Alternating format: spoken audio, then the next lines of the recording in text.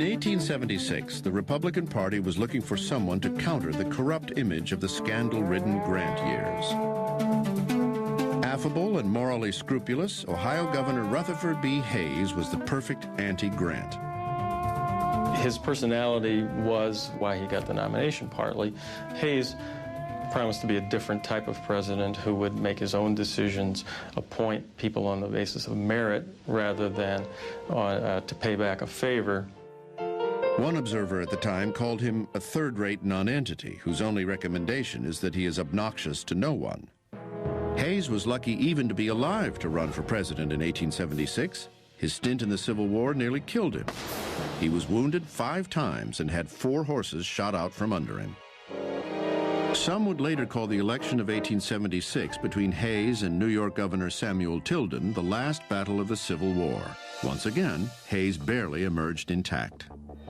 It was a bitter, hard-fought campaign, and on election night it looked as if Tilden had won.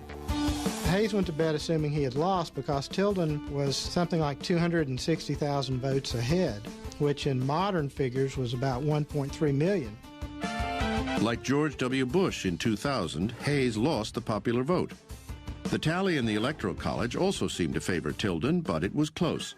And as in the 2000 election, results from several states were in dispute. Awaiting the outcome of the election at his estate in Ohio, Hayes was telling the local papers that he had lost. Finally, they got word to him, quit saying he'd lost the election because we're gonna win it. After 4 months of accusations, negotiations, and recounts, both sides finally agreed to allow a specially appointed electoral commission to settle the matter. Voting 8-7 along party lines, the commission gave all 3 disputed states and the election to Rutherford B. Hayes. The last hurdle blocking Hayes's path to the White House was confirmation by the House of Representatives. Democrats threatened to filibuster, but their opposition evaporated. Historians would later speculate of a so-called Great Compromise in which Hayes made concessions in exchange for the presidency. While it seems likely that a backroom deal was made, it's not clear what was promised. For Hayes, this was a precarious way to begin a presidency. His detractors saddled him with unflattering nicknames. He was called his fraudulency. Or the Great Usurper. Rutherford Hayes. Not exactly the moniker you want to carry into your administration. On March 3rd, 1877, Hayes was sworn in the White House Red Room, the first president to take the oath of office inside the executive mansion. Hayes took his public oath of office 2 days later on the steps of the Capitol. Number 19, Rutherford B. Hayes, Republican, 1877 to 1881, 54 years old, from Ohio. Hayes was the first president to have a telephone installed in the White House. He and his wife Lucy are also credited with filling in some crucial gaps in the White House portrait collection by commissioning paintings of former Presidents Jefferson, Adams, and Jackson. Hayes was a Harvard Law School graduate with a sunny disposition and a reputation for honesty. Hayes definitely was one of these people who came into office and just was crushed to realize the pettiness and the absurdity and the day in and day out dealing with human foibles, office seekers, grievances. The Hayes White House was subdued. Lucy Hayes believed in temperance. She was called Lemonade Lucy because she banned liquor from the White House. And Hayes wasn't so strong on that, but he went along with his wife. The joke was that at state functions in the White House, water flowed like wine. President Hayes showed temperance in his management style as well. He approached everything from kind of a scholarly, legalistic approach. His style of leadership was to gather the information, consult the proper advisors, make a decision. Once a decision is made, try not to look back and be decisive. When Hayes took office, the country was still dealing with the legacy of post-Civil War Reconstruction. Federal troops were stationed in the state houses of South Carolina and Louisiana to protect black-supported Republican governments from takeover by the Democrats, who were mostly ex-Confederates. In the most controversial act of Hayes's presidency, he ordered the removal of the troops from the state houses, clearing the way for Democratic takeover of the last two southern states still under Republican rule. It was the symbolic end of Reconstruction.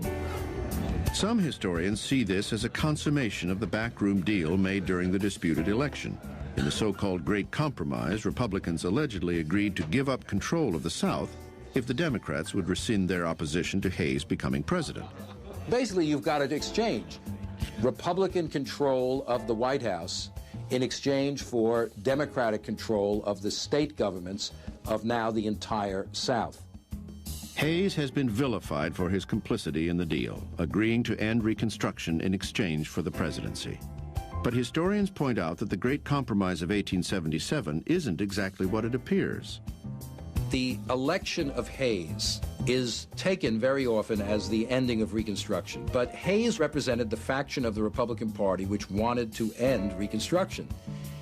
And his nomination shows that the Republican Party was already retreating from further intervention in the South to protect the rights of black people. So the bargain or the compromise of 1877, which finally puts Hayes in the White House and is sort of the point at which Reconstruction ends, is an important moment, but it's also the culmination of a trajectory which has taken place for several years before that.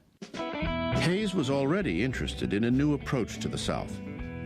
He was convinced that the return of civilian rule would bring with it a return of civility. Hayes believed that if what was often called the best men, the better sort, the well-to-do Southern whites came back into power, even as Democrats, that they would, in a sort of paternalistic way, protect blacks from violence and recognize their basic rights. He was shocked when that didn't happen. This was probably the biggest disappointment to Rutherford Hayes because he really felt betrayed by the former Confederate leaders because they were supposed to be officers and gentlemen. Regardless of how the decision had been made, under Hayes's watch, the window closed on Reconstruction, dooming blacks in the South to years of segregation and deprivation, and keeping the old Confederacy a white man's country for another 100 years. For better or worse, the great issues of the age had been settled, and as the Civil War faded into memory, the reformers in Hayes's party were in search of another defining issue. Some people thought that civil service reform would be as important as anti-slavery had been. I have never quite understood that. The civil service meant government jobs, like postal officials and tax collectors. These positions were used by politicians to exert influence and extort cash. There's no income tax. One of the largest ways of the federal government to collect taxes was on customs duties. And most of U.S. imports and exports came through or went out of the Port of New York. So the collector of the Port of New York was a really significant position in the federal bureaucracy at this time. The New York Custom House was the biggest source of patronage in the country, and consequently it tended to be quite corrupt. Appointments to the Custom House, including the position of chief collector, were controlled by New York's corrupt political machine, namely the so-called Republican stalwarts led by Senator Roscoe Conkling. In one of the few decisive moments of his presidency, Hayes removed the head of the Custom House, who was a Conkling crony, and replaced him with someone of merit. But the deposed crony would not have long to lick his wounds. His name? Chester A. Arthur, who, against all odds, would become president himself within 3 years. In the final year of his presidency, Hayes became the first sitting president to travel to the West Coast, a move he hoped would bring unity to the country. Despite some calls for him to run again, he honored a campaign pledge not to seek a second term. He said no, he had enough. He really didn't like the presidency very much. In his typical positive way, Hayes was quite proud of the accomplishments of his administration. He thought he was the best president since John Quincy Adams, with the exception of Lincoln. Hayes retired to his home in Fremont, Ohio, where he spent the last years of his life working tirelessly for education reform and civil rights for black Americans. In doing so, he set a standard for future ex-presidents. 3 different presidents occupied the White House in 1881. Rutherford Hayes, James Garfield, and Chester Arthur.